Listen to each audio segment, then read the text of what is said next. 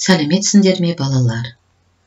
Мен Алматы облысы Алакөл ауданы Шарал қаласындағы педагог Мұхаммедбай Мыңбайұлы атындағы орта мектептің бастауыш сынып мұғалімі Азылқиясова Сымбат Мұратқызы. Бүгін біз 4-ші сыныптың математика пәнінен сабағымызды жалғастырамыз. Ортақ тақырып ғарышқа саяхат. Балалар, ғарышқа саяхат жасау үшін біз қандай көлікке отыруымыз керек? Дұрыс айтасыңдар, зымыран, яғни ғарыш кемесіне. Ал біз сол ғарыш кемесі қалай ұшатынын біз білеміз бе? Жоқ, оны білу үшін менімен бірге мына бейнероликті көруге келіңіздер.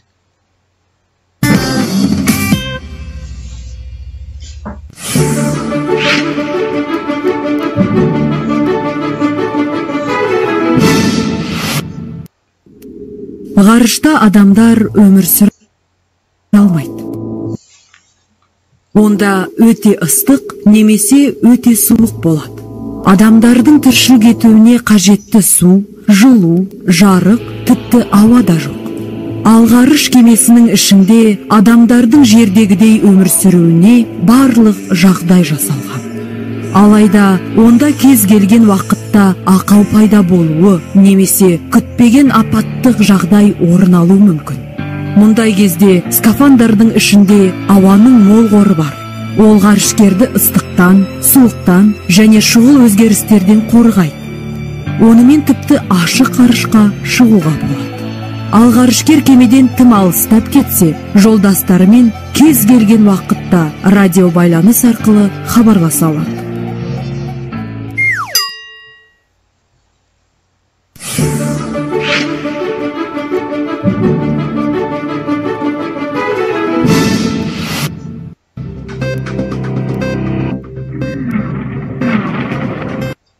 Ғарыштық зымырандарда өзгеше қозғалтқыш болады.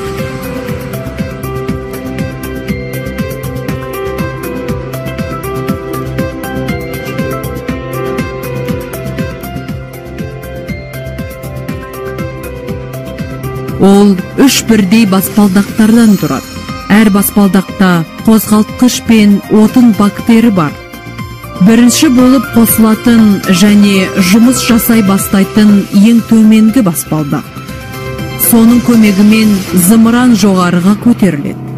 Ұшар алдында зымыран бактеріне толтырылған жанармай тұтандырылады.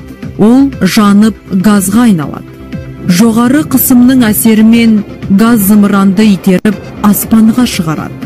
Отын жанып бітіп, бак босаған уақытта төменгі баспалдақ істен шығады да, екінші баспалдақ жұмыс істей бастайды.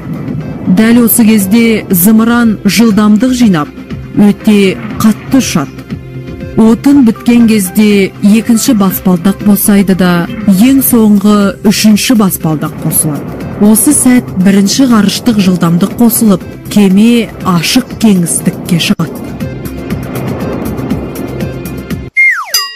Жақсы балалар, зымыран қалай ұшатыны бізге белгілі болды. Енді зымыранға отырып, математика сабағына саяхат жасайық. Бүгінгі сабағымыздың тақырыбы құрама есептер.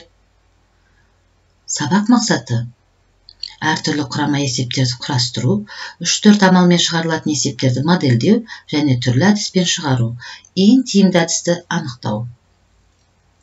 Құрама есептер деген не екенін білгіміз келсе, мына ережеге назар аударайық. Құрама есеп дегеніміз 2 не одан да көп амал арқылы шығарылатын есеп. Құрама есепті шығару үшін оны жай есептерге жіктеу керек. Балалар, жай есеп дегеніміз не екен? Жай есептеп, тек бір ғана қарапайым амалдан тұратын есептерді айтамыз. Байқасаңыздар, математикада есеп 2-ге бөлінді. Біреуі құрама есеп, екінші жай есеп. Жай есеп дегеніміз өте қарапайым есептерді айтады екенбіз. Құрама есептеп, 2 одан да көп амалдан тұратын есептерді айтады екенбіз. Енді мысалдар келтірейік. Зымыран жасайтын зауыттың 425 жұмысшысының әр қайсысы күніне 236 бөлшектен жасайды. Барлығы бір күнде неше бөлшек жасайды? ойланайық. Бізге жұмысшы саны белгілі. Әр жұмысшының бір күнде неше бөлшек жасайтыны бізге белгілі. Енді барлығы бірігіп неше бөлшек жасайтын табу үшін не істейміз? Ойланайық. Шешіп болсаңдар, менің жауабыммен тексеріңіздер. Міне, 425 пен 236-ның көбейтіндісі 100.300 болады екен. Бұл жердегі 425 жұмысшы саны, 236 әр жұмысшының бір күнде жасап шығаратын бөлшектерінің саны, 100.300 барлығы бірігіп бір күнде неше бөлшек жасап шығаратын саны. Біз оны жұмысшы мен олардың бөлшектерінің санын көбейттік. Жауабы барлығы 100.300 бөлшек құрайды. Ал енді айтыңдаршы, бұл қай есеп түріне жатады? Дұрыс айтасыңдар. Бұл жай есеп. Себебі бір амалдан ғана тұр. Енді осы есебімізді күрделендірейік. Зымыран жасайтын зауыттың 425 жұмысшысының әрқайсысы күніне 236 бөлшектен жасайды. Оның 25-тен бір бөлігі авиатехника жөндеуге жібереді. Неше бөлшек авиатехника дайындауға жіберіледі? Енді қарайық. Ең бірінші біз барлық бөлшектің санын табамыз. Екінші, сол санның 25-тен бір бөлігін табуымыз керек. Енді айтыңдаршы, не шамалмен шығайын деп тұр бұл есеп? Дұрыс айтасыңдар, екі амалмен. Бірінші амалда 425 пен 236-ны көбейтіп, 100.300 барлық бөлшектің санын табамыз. Екінші амалда сол бөлшектердің санынан 25-ті бөліп 4012. Бұл 4012 дегеніміз 100.300-дің 25-тен бір бөлігі. Жауабы 4012 бөлшек авиатехника жөндеуге жіберілді. Балалар, осы есебіміз қай есептің түріне жатады? Дұрыс айтасыңдар, міне осындай есептерді құрама есеп дейміз. Себебі бұл екі амалмен орындалып тұр. Енді сендерге сұрақ. Осы есепті қалай өрнек түрінде жазуға болады? Міне балалар, жаңағы екі амалды біріктіріп, бір өрнек түрінде осылай жазуға болады екен. 425-тің көбейтіндісін 25-ке бөлеміз.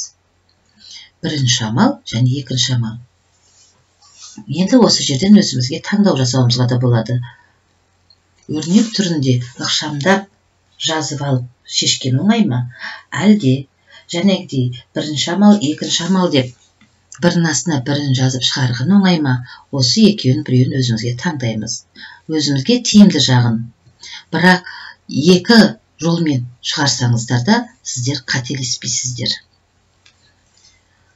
Міне балалар, бүгінгі тақырып сендерге түсінікті болды деп ойлаймын. Ондай болса, үй тапсырмасына кезек берейік. Өзіңе тиімді тәсілді пайдаланып есепті шығар. Ғарыш айлақта екі жаңа электр желісі жүргізілді. Бір желіге ұзындығы 48 километр, екіншісіне 2 есе кем сым жұмсалды. Егер 1 километр сымның массасы 159 килограмм болса, жұмсалған барлық сымның массасы қанша? Балалар, осы есепті шығару үшін бүгінгі сабақтан алған білімдерін көмектеседі деп ойлаймын. Бұл есеп неше амалмен шығарылады екен? Ойланамыз. Асықпай шығарамыз. Жауабын маған жіберуді ұмытпаңыздар. Осымен сабағымыз аяқталды. Назар қойып тыңдағандарыңызға рахмет. Сау болыңыздар балалар.